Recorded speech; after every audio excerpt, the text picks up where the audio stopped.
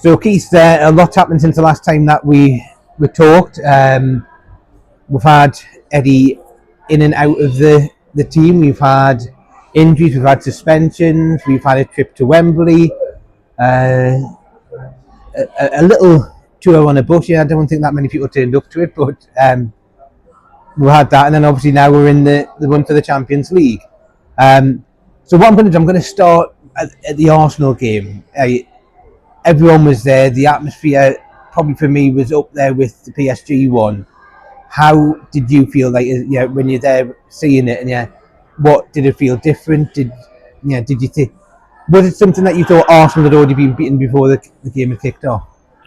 Firstly, I love the way you just said there. We've had a trip to Wembley. That was playing it down somewhat, I have to say, but I'm sure we'll get onto that. The Arsenal game. I'm almost. There's been so many big games the last couple of months that they almost roll into one a little bit. Obviously, the cup final stands out on its own. But yeah, look, I think the Arsenal game. I was confident that night. I really was. I couldn't see Newcastle losing at home to Arsenal the way they played away from home, and I feel Newcastle, as much as it's not been a fortress this season, like we've seen defeats to the likes of Fulham and Bournemouth and Brighton in the FA Cup. I feel when it's a big one-off occasion like that, like the Arsenal game, like we saw, I think we will see against Chelsea in a couple of weeks' time. Like we saw against Man United a week or so ago, even Liverpool in the 3-3 draw. It feels like the team are really able to raise their game in these big matches, and we've seen that throughout the season. And the Arsenal game was just another example of that. I mean, looking back now, to go through 4-0 in aggregate against a team like Arsenal, who, as we sit speaking right now, at the Champions League semi-final, have got a real chance of winning the competition. It's pretty incredible. I mean, Newcastle hammered Arsenal over the two legs. So brilliant in that first leg to come away with that lead. Probably a little bit fortunate it was 2-0. Arsenal probably deserved something out of it, a goal maybe. But to put them to bed as convincingly as they did in that second leg was just testament to everything they've done this season. And what I like about Newcastle's cup win is they beat a number of the big teams, and they beat them comfortably. Look, they battered Liverpool in the final, they battered Arsenal in the semi-final, they battered Chelsea at home here. They beat Brentford 3-1, but it was a late consolation by Brentford that night. They really beat everyone convincingly and thoroughly deserved it. And look, the Arsenal game was an amazing evening. The atmosphere, the realisation you're going back to Wembley, and when you did it 2 years ago, it felt a little bit like the excitement of, oh my God, we're at Wembley, and nobody could quite believe it. But it was almost just a kind of quiet confidence and comfort that we're back at Wembley, we're going to do it this time. There was a different feel about that semi-final. It was more of a, we belong here, this is what we do, we get to cup finals, we now win silverware. And there's definitely there was still excitement about it, but there was more of a belief, I think, than there was in the semi-final two years ago. That, do you know what, I can't remember who it was against. Was it against Leicester? No, was it a quarter? Southampton. Southampton it was, yeah. Yeah, Southampton in the semi-final. It just felt a bit more real this time, and it felt like a more belief that this was going to be your year, and of course it was. Now, you said there was a confidence on there. Was there a confidence from you? Had you booked your hotel and accommodation after the first leg? So, funny story. I'd actually I booked a train after the first leg. I went on to have a look, and there was so few available, and I managed to find one ticket available on a train at like maybe 2 o'clock in the afternoon, straight from Newcastle to London. Obviously, we then found out there was issues with the rail. I think it was at Darlington and the railway, and it was taking 4 hours. I was like, why is it taking 4 hours? But I booked it anyway. And then as we got nearer the final, obviously when Newcastle got to the final, I was like, I need to get down earlier because they wanted me to do stuff at Covent Garden, and I wanted to be down earlier anyway. So I eventually ended up giving that ticket away to someone. And ended up driving to Leeds and getting a train from Leeds down with a couple of mates.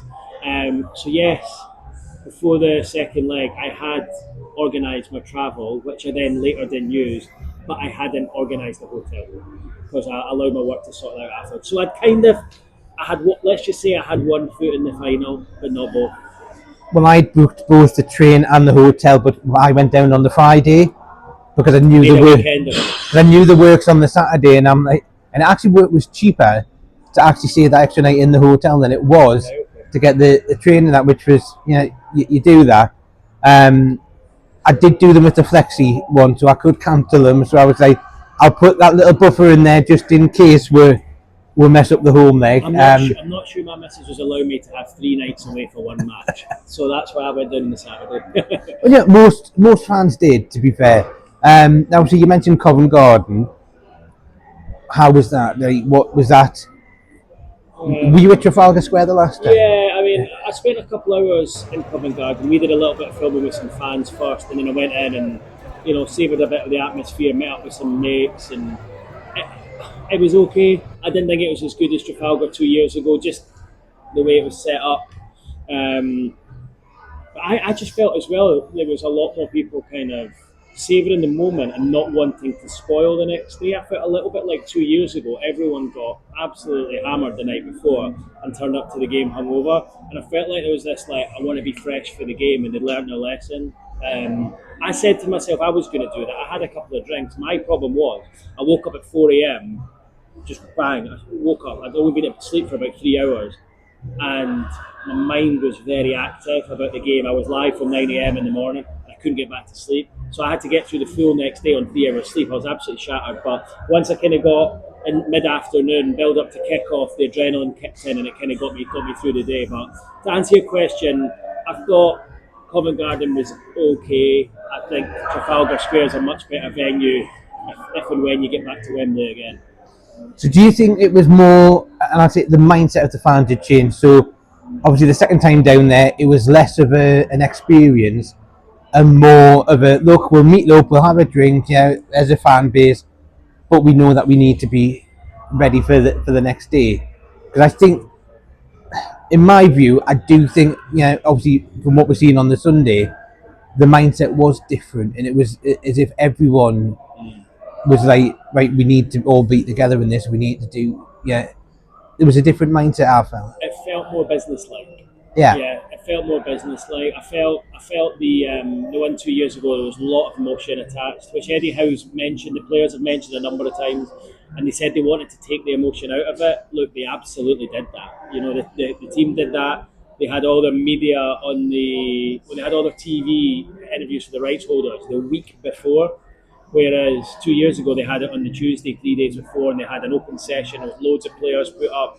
Whereas they actually had this the week before, so there was still a game to play before. They had it before the West Ham game. Liverpool, incidentally, had theirs the week before that, like 2 weeks before. I don't think that kind of thing makes a huge difference, but I do think it helps focus the players' minds.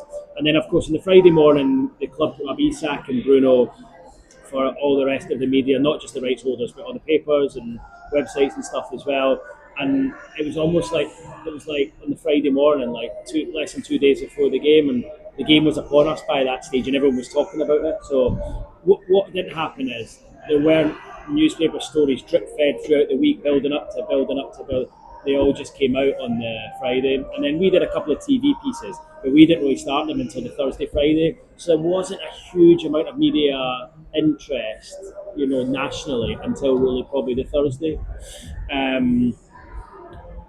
So yeah, I think the whole plan for the club was to make it more business-like. It felt more business-like, and anyone I spoke to on Wembley Way in the morning of the game, fans who the day before were like, "Oh, I don't fancy." It was amazing how everyone come about 1 o'clock, 2 o'clock, and the Sunday afternoon was like, "We're going to do this. We're going to win it.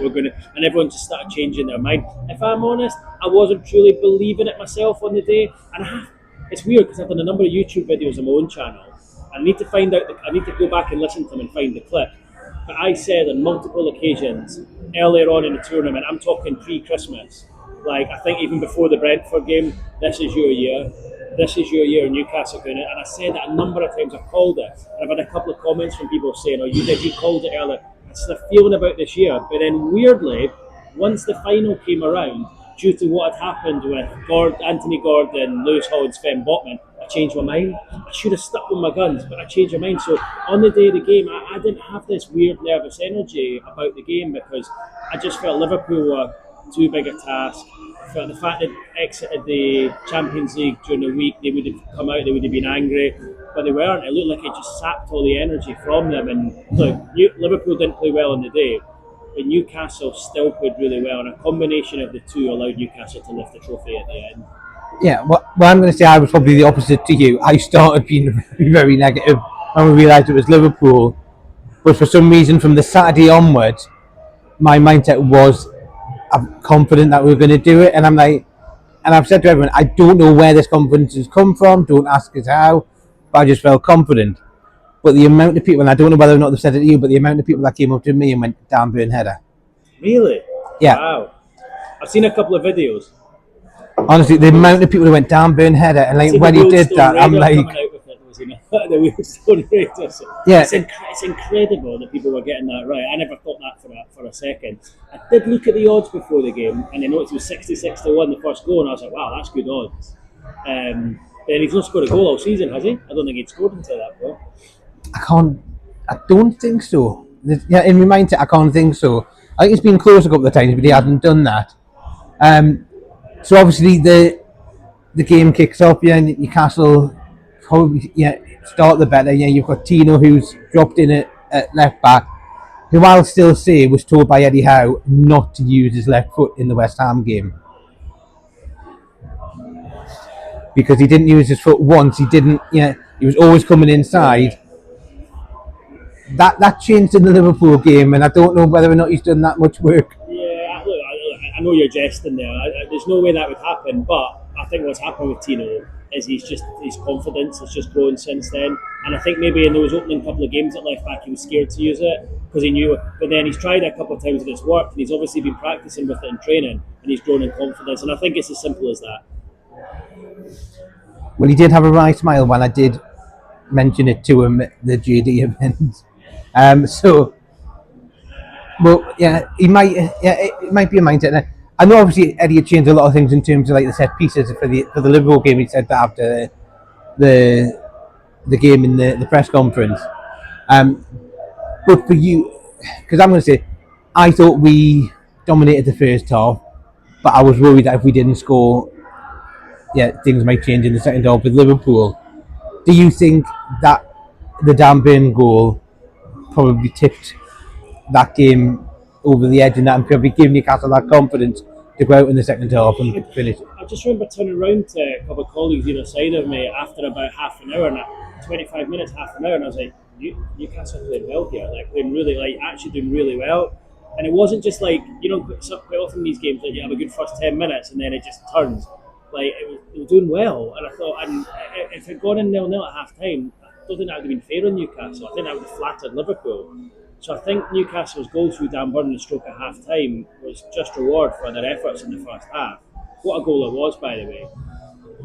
But I remember going in at half time and speaking to the journalists in the press room, and I just kept saying, what happens now? This is a weird feeling. This is the fact Newcastle had scored. They had one hand on the trophy, essentially. It was like, nobody really knew. I felt like everyone was walking about just going, keep it calm. Nobody was really wanting to say too much. Probably the same with the fans in the stand. But I remember saying, one of my colleagues said, this is uncharted territory. It's like being leading at Wembley, in a cup final. And it just felt weird. It felt really, really weird. Yeah. Of course, I was expecting Liverpool to come back. I was like, God, Liverpool was so good in that first half that they need to change drastically, or Newcastle. And then, of course, the second half started, and what I liked about it is Newcastle just kicked on the start of the second half. Really, really kicked on. And of course, they had the goal ruled out through Isak, and then Isak scored. Which I still disagree with, to be fair. Yeah, I can see why. And then I see why it was ruled out. And then, of course, he then scored Belter to make it 2-0. And at that moment, I just thought, I just don't think I could see Liverpool coming back. It's weird because I felt like my head was saying to me, I can't see Liverpool coming back now the way they're. Obviously, your heart's saying to you, Newcastle will find a way to ruin. They'll do something. But I was watching the game with my eyes, and I was like, I can't see how Newcastle are going to. I can't see Liverpool going to. I couldn't see Liverpool were going to come back. But in my head, in my heart, I was like, I can see Newcastle making a mess. And then as time ticked on, there was this moment towards, I think it was maybe coming up towards 80 minutes, when all the fans started, and we were all looking right at each other going, this is happening here. I mean, I know teams can score 2 goals very quickly, it Yeah, just Newcastle did it Everton that time. started feeling different. And of course, yeah, but it suddenly started feeling different, and you could sense a belief. Looking back now, it was amazing seeing it all. I wish. So when I watched the coverage back, it was amazing seeing like they cut very quickly to the Bruno Guimaraes interview, and I wish they'd maybe shown a few more faces in the stands and people crying and all this. We'll get on to like what I saw after the game, I'm sure, in a minute, but like I just wish I'd seen a bit more of that, and I wish I'd maybe been in amongst the fans more and been able to see the amazement on their faces. And I would have loved to have just gone round and congratulated a few of them and just said like amazing congratulations. But in the press bit, you kind of cut off, and I could see people at arm's length, and they were crying, and they were. One fan in front of me who was in this disabled section turned around to me and he said he'd lost his dad during the week. His dad had died on the Tuesday, and I was just like, "Why?" Just turned around and said that to me. But I couldn't. I could only speak to 2 or 3 of them. Like there was a few of them waving over and whatnot. It would have been amazing to be right in amongst that and just actually hear what they were all saying. And look, I'm sure new friendships were formed that day. I'm sure fans sat next to each other who'd never met each other before, embraced, and they'll remember that moment with those people for the rest of their life.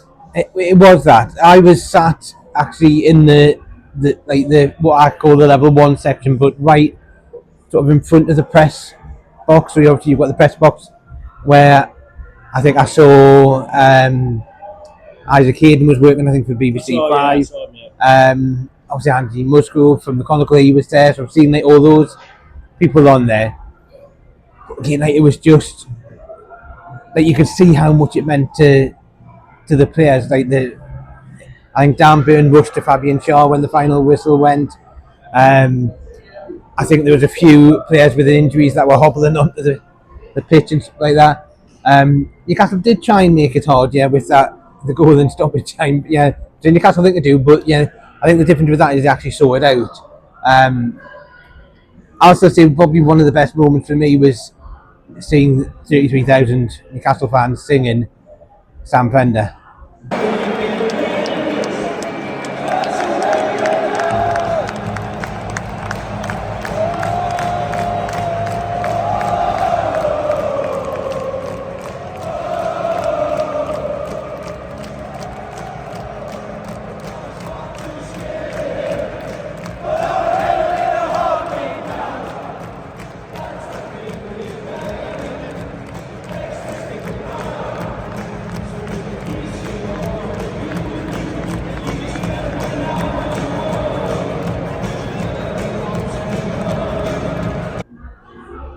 And it's just like one of those, and don't you know, pump, but it was just like those things. And I was actually asked by Andrew Musgrove, and he went, "How do you feel?" And my answer was just numb. Yeah. Just one thing I want, just as you were talking there, I remember the night before, although I'd said to you there that I believed you would win it until the Brighton game. I do remember speaking to, now albeit I'd had a few beers by this point, but I do remember speaking to a number of Newcastle fans in pubs the night before the game, and they were like, "Oh, are we going to do it?" And the story I just kept saying to all of them, and I just said it on repeat all night, was, guys, I grew up supporting Hearts. We hadn't won a trophy for 36 years now, albeit that's half the amount of time you had from your last domestic trophy success. And I said, and I thought everything you thought. I mean, I was young. I was like 18, 19 when Hearts won a trophy. But my dad had told me it never happens. Hearts always losing semis, always cup finals. They were always a bridesmaid. They'd been to Hampden like more than 10 times, and they'd never. It was ridiculous. It was similar to Newcastle's situation, but over a shorter period of time, and it was never going to happen. And I said, and one day, you don't think it's ever going to happen to you because you think this is just how we are meant to be. But one day, everything just falls into place, and you've suddenly got the trophy in your hands, and you're like, how did that happen? And that's what happened to Hearts in 1998. And I thought that would never happen, and it did happen. And just one day, one day it's just, people say it's just your day. Sometimes it's your day, and it was Newcastle's day. It wasn't. I'm not saying they were lucky, but what I'm saying is, it was your day in that everything fell into place. Dan Burns' header, the corner kick routine worked out. Liverpool didn't turn up. Newcastle did turn up. Tino had Salah in his back pocket. Isak didn't have his best game, but he pulled out an Isak moment. There was Nick Pope had an un-Nick Pope game. Yeah, the brilliant save in that second half. And everything fell into place that day. Everything, even the fact you were against Liverpool, even the fact you'd beaten Arsenal, you'd beaten Chelsea, and you'd beaten Brentford, you'd beaten Nottingham Forest. Do you know what I mean? It was just like sometimes it just falls into place, and I was telling people that, and it did happen. Yeah, I think, wasn't it? We've beaten the top four. Well, actually, at the time, because Man City weren't in that, but at the time we'd beaten all the top four sides to win that trophy in that year. Which is nice to say, isn't it? It's nice to say that you weren't just handed it. You didn't just get an easy ride to the final. You got the this year's champions in the final. But just going back to your question about feeling numb, yeah, I feel a bit numb. I felt almost a bit. I almost felt like I was looking outside in on it, sort of thing. I didn't really feel like. It's weird because when the takeover went through and I stood in those steps, and obviously I got emotional that night. I felt really embroiled in it, but this I felt a little bit detached to it, which was weird. It almost just felt too unreal. The one thing that'll stick with me, and I said before the final 2 years ago, was all the fans outside getting emotional before the game. But when I went outside before the press conferences, I went out to try and speak to some fans, and I was pressed up against the wall like this. The fans were coming down, like all past it, squeezing past, all singing. And the one thing I noticed was anyone, man or woman, over the age of 40 or looked like they were 40 plus, were in tears. They were just like zombies. They were just walking past, like, and they couldn't believe what was going on. All the younger fans would jump up and down, singing all the songs and pump it up and all that kind of stuff, and loving every moment, and they could believe what they were seeing. But all these fans in their 40s or over who had never seen it before and thought they would never see it were letting floods of tears. And I wish I could have stayed there a bit longer. I wish I could have gone on Wembley Way and seen them all walking past and just seen what that scene would have been amazing with them all walking past. It would have been incredible. This was just up the side of the stadium, round behind the goals where Isak scored, kind of towards a corner flag there. It was an incredible sight, and they were all coming. Honestly, I need to try and get that footage from somewhere. It was amazing. It really was amazing to see. Now, so you mentioned the press conference. Exactly how much did Eddie Howe stink? Yeah, it was weird. He was just stinking a drink, really, like beer, kind of champagne mixture. He came in the presser soaking wet, drenched from head to toe, and yeah, he had a little glint in his eye. I think this is a guy who doesn't drink. He'd obviously had a couple of beers, I think, or maybe had one anyway. So he had a little glint in his eye that he maybe looked like he was dabbling in a bit of alcohol. But he was. I mean, we all had a little embrace and said well done and stuff. And I got a really nice photo with him with his mate. I lifted his medal up and got a really nice photo with him with that. And yeah, I like the fact that even he went round the journalists and he's just thanked everyone for their support and whatnot. And look, we see what's happened to him in the last couple of weeks with his illness, and it kind of. I'm not saying it brings it home, but it just makes you realise how full on this job is. That he's ended up in hospital afterwards. And look, as much as Eddie was ill and he's got pneumonia, I would suggest that he's put a lot into that cup run and that cup final, and it was all consuming. And then it must have just been a massive release after it was won, and he went to Dubai and he came, and it's almost like, whoa, I know you've still got to keep going for the Champions League, but I think he put so much into that. It was just a pressure valve going off, and I would suggest that's probably had part to play in his illness as well. Now, obviously, you mentioned obviously the fact that they went to Dubai, which obviously was because it was the internationals. Obviously, Dan Burn might as well have just stayed at Wembley because he was back there with England. But obviously, a couple of weeks had passed, and a very small gathering at the Town Moor, and obviously on the buses happened. You were lucky to be on the bus with Ant Dec, who I think probably were like two little school kids on there. How, like for you, how was it being on there, but also seeing those scenes? Because I'm going to say, I was even probably shocked at the sheer number of people that were on the streets. Yeah, I mean, the one thing, it was amazing. It was amazing. The one thing, just getting to when we arrived at the Town Moor, you'd seen the crowds the whole way, 150,000. We got to Town Moor, and I was over on the other side of the bus. And I remember thinking, all right, what's going to happen now is all those fans in the streets are all going to run into the Town Moor. And I just popped my head up and looked over the players like that. I went, oh, there's another 150,000. And I assumed that because there'd been so many, everyone was then going to decant into the town. And I was like, oh my God, they're all there. It was amazing. It was honestly unbelievable. It was a bit like, it was such a surreal thing to be involved in. I look back though, I was so tired that day. I was so tired. I hadn't slept well the night before. All these big moments, and I'm absolutely shattered. It was incredible to be part of. I mean, Ant Dec kept saying to me, I feel like a competition winner. They were giggly little teenagers, and I was videoing lots. And we got down to the corner there, Eldon Square, about to turn left, and I actually turned to Dec and said, Dec, I've just run out of storage on my phone. He's like, delete the family album, just delete the family album. Because I was videoing everything, and I stopped at one moment. I said, Keith, you need to stop. You need to take this in here. Like, stop just filming it all. Because I was doing loads and loads of video. It was just amazing to be part of it and see the video. And I was like, no, you're right. Talking to myself, I was like, you need to. And probably the second half of it, I just took it in. But for me, what the most amazing pictures were, I mean, it's great being on the top of the bus and everyone looking up.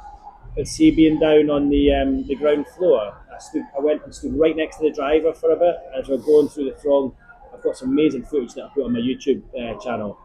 I put a whole video up, 16 minute video up of it. Stood right next to the driver, so you're like ground zero. You're like head height with all the fans, and they're all just looking up like that, and you can't see the end of where the crowd's end. For me, that was an even more amazing sight than being on the top of the bus because you were like level with them all. Yeah. It was great. For me, one of the most iconic images was when the bus was coming past the Haymarket bus station, but you had all those people just on the car park. On the San Siro. Like the San Siro. I was actually doing a live at that point with Bruno and Trips, doing a live, and they were chatting. I don't know if you've seen it. And I went, guys, turn around. They both turned around. I went, look at that. It caught your eye. It was just as we were live there, it just looked amazing. You're right. It did, like, you just going, it's the Geordie San Siro car park. Now, obviously, they get to the town where there's probably up to maybe 200,000 plus there, because quite a lot of them followed the bus and came in there. Obviously, your good friend Mr. Graves was doing the hosting and there with Lindsay. What was it like being at the town where did you get any reactions from the players? I was just knackered by that point, to be honest with you. I just, by that stage, just wanted to have a couple of beers. And Sky were like, oh, we need more lives, we need this. I was like, guys, you've got enough. You've got all that stuff. Did we get interaction with players? Yeah, well, we're with them all day on the bus, you know. There was one point when Trippier and Jamal Lascelles turned around to me on the bus and said, Keith, smile, will you? And I was like, I'm just scared to smile in case there's a Sunderland sniper in the crowd. But loads of interaction with the players.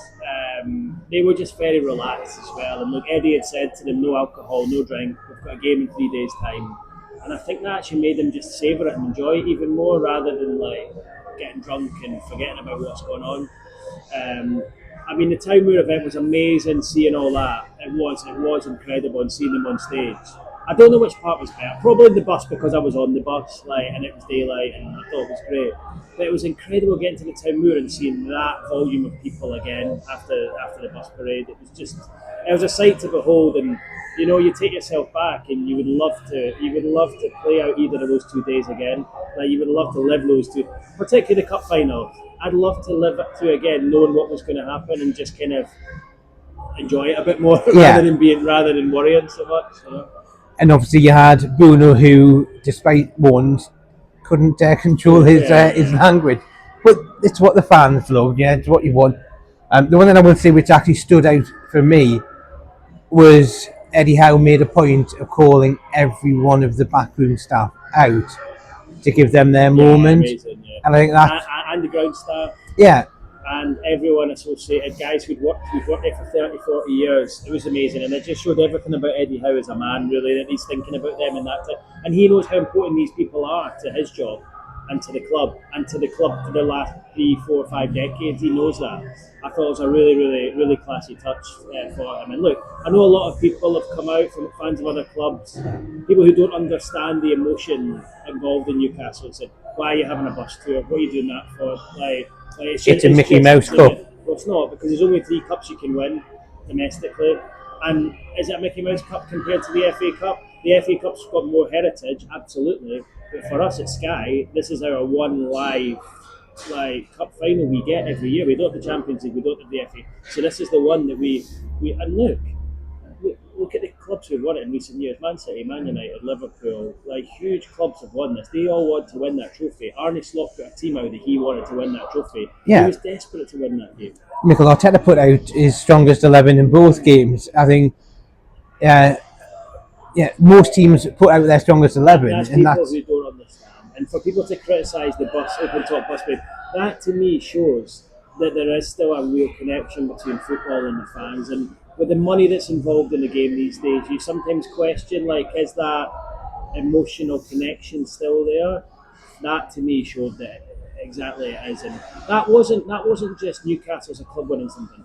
That was Newcastle as a city and the North East as an area putting itself back on the map and saying, look, after all these years in the doldrums, we're back. I felt, and it wasn't 300,000 Newcastle diehards there.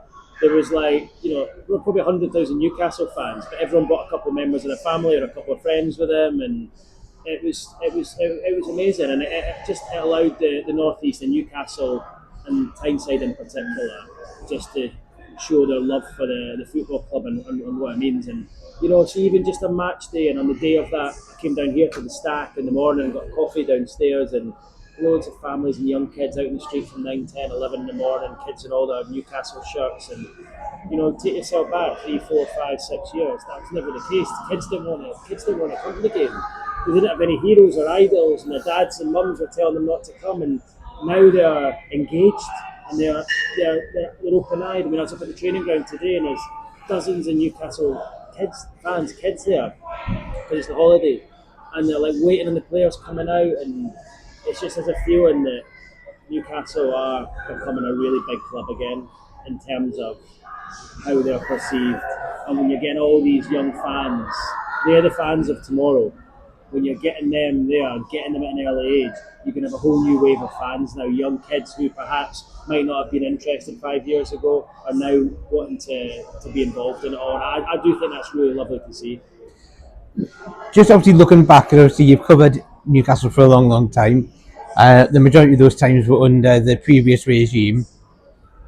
Looking back at those times, could you ever have dreamt a situation where you were on an open top tour bus because Newcastle United had won a trophy? No, and it's weird when it happens. You don't take it for granted, but you just like, look, that's what we're doing at the weekend. This is what I'm doing. There's part of me that wants to just forget about all that time. The first 8 years of my time here at Newcastle, there's part of me that wants to forget about it, but then there's part of me that thinks no, because that's part of the journey as well. And to have those bad times, that's what made days like the bus parade even more enjoyable and the cup final more enjoyable to cover, because you've experienced those and you're on the ride, you're on the journey with the fans. Did I ever think that would be the case? When the takeover happened, I thought, pre that, I just couldn't see how it would have. I just couldn't see how that was going to happen, and I thought I would have been gone before that ever had a chance to happen. Once the takeover happened, I thought, yes, obviously PSR has been a massive hurdle for the club to get past. But I think what's happened is you've got a manager who's come in there, and Eddie, who's been desperate to. The first thing he said when he joined, other than trying to stay up and not get relegated, was, "We want to win a trophy." So you've got a man there who's been desperate. You've not just had a manager who's like, look, let's just get to the Champions League and let's play in Europe and let's bring money in. He wanted to do that for the fans, and I think that massively helped that he was aligned to the way the fans think, in terms of your thirst for silverware and thirst for the trophy. So it's a difficult question, because I've tried not to take myself too there, because almost if you think about it too much and long to be part of something like that, it's even more upsetting that it doesn't happen. So I try not to take myself, and you try to almost savour in the small wins, like Ashley era, a victory here or there, or I remember that game against West Brom in was it maybe the last 16 or the quarter final of the FA Cup, or they might get to the. It was almost like if you get to a semi, it'd be great. If you just got to get to go to Wembley, but now you're looking at it and you're saying, you can win this trophy, and when the draw was made and you pulled out Brentford in the quarter-finals, I remember being in one of the hospitality suites in the stadium, and the place just erupted, and it was like. And it wasn't. I don't think it was meant to be detrimental towards Brentford, but it was like, look, we want to win this trophy, so we think we can win this trophy. So let's have a winnable home tie in the next round, and then actually in a semi-final. So no, I hadn't pictured it. I did hope that one day that would happen, and a few people have said that will happen one day, and you'll be on the bus and you'll be doing it, you'll be involved. But I never actually thought it in my heart of hearts it would happen, because still it takes a lot to win a trophy. I mean, look, we've mentioned it already, but the teams Newcastle have beaten to get to that final, that wasn't easy getting there, no matter how strong your squad is or how much money you've spent on your recruitment. So yeah, look, it was unbelievable to be part of. It's quite sad that the season's going to be coming to an end. I really hope you get Champions League football so that the story continues. And certainly for me, from a reporting point of view, if you get Champions League, I've got a much better chance of going on these trips. I'm not sure if I'll be on them if you go to the Europa League or the Conference. I'll try and be there in some capacity. But yeah, you just want it to continue now. You want it to get. It's weird because part of you says, right, where's the next one? But then also, as part of you, it's like, no, you still want to enjoy what's just happened. You've waited so long for it, right? Like, enjoy that one. And as I said to hundreds of fans, since the takeover happened, the first one will be the best of all. You could go in and win the Premier League. And listen, that will be amazing, don't get me wrong. But that first one, winning that first trophy when it's been a 70-year gap, 70-year trophy drought, that will be the most enjoyable one of all because of the shock of it all. Because if you go and win a trophy again, say you win the FA Cup next season, it won't feel like that. Nothing will feel like that again, which is sad. You want to feel like that again, but look, your mindset will change. Your mindset will change.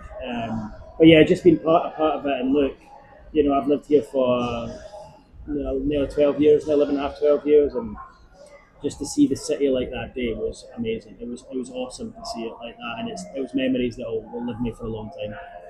Now, so you've mentioned the Champions League and obviously savouring things. Obviously, we savoured a dominant win over Man U. Obviously, Leicester away was probably over and done with quite quickly. And then obviously the Crystal Palace game, which I think obviously a lot of fans were probably expecting a tougher test on that one. Obviously, the Villa performance was probably that game too far. What are your obviously we've got Ipswich, then Brighton, then Chelsea, then Arsenal, then Everton. Do you think, in your feelings, do you think that we'll be playing Champions League football next season? I think it's going to be really, really close. I think Man City, I mean, at the time of doing this, we've still got to play the Ipswich match. Newcastle have. Man City's win the other night against Villa is huge, I think. I think Man City and the fixtures they've got quite favourable fixtures. I think they're pretty much there. I think they'll get there. So I think it's 2 from 4. I'm looking at the fixtures left. I think Chelsea have got tough fixtures. They've still got to play Liverpool. Yes, Liverpool will be champions by then, but they've got to play Liverpool. I think it's at home. They've got to come here. That'll be really, really tough. I mean, that's a massive 6 point. Do you think that could be like the playoff game in essence? Yeah, I think that. I think Newcastle need to win that game. I think Chelsea have still got to play Forest away in the last game of the season, or the second last. I think they've got tough fixtures and they're already a couple of points behind. I think they'll miss out, and I think it'll be 2 from the other 3. Forest have got quite good fixtures. I was looking at them; they've got a lot of like Palaces and Brentfords and Fulham, maybe mid-table teams without a lot to play for. Newcastle's running is fairly tough. I think Saturday against Ipswich is a must-win game. Have to win it. Brighton's going to be tough away from home, and so too is Arsenal. The one thing you've got in your favour is Arsenal. Have one eye in the Champions League final or wherever they are. If they're in the Champions League final, that's it at that point. But the league will be wrapped up, so it's not ideal. But I think I was looking at what the other teams will get, and I think 10 points Newcastle gets you Champions League. I think 10 points from the remaining game. So if you beat Ipswich at home, So win the home games and get a draw in one of the. and I think that'll be enough. So you beat Ipswich, you beat Chelsea, and you beat Everton in the last game of the season. There's 9. And I think if you pick up 1 point from either Brighton away or Arsenal away, it might not work like that. Like you might draw one of those home, you might draw against Chelsea. But 10 points, because I think you've got to look at Villa's last 4 games and think they can win all 4 of those. They've got quite good fixtures. So that's 12. But if Newcastle get 10 points, that'll match Villa and they've got a far superior goal difference.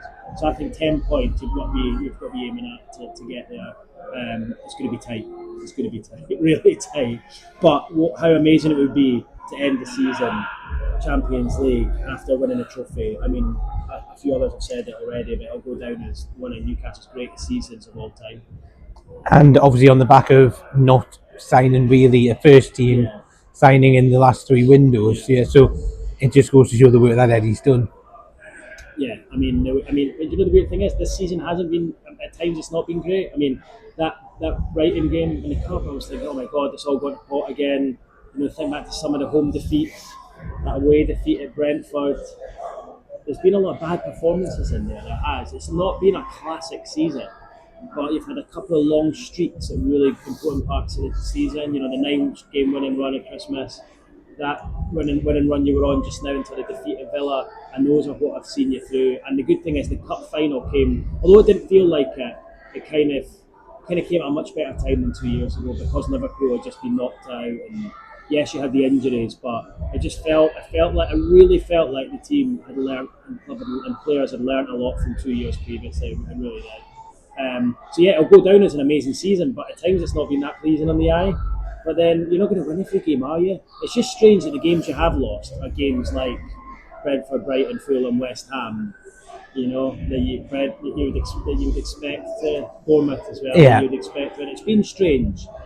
And that's something they probably need to work on next season.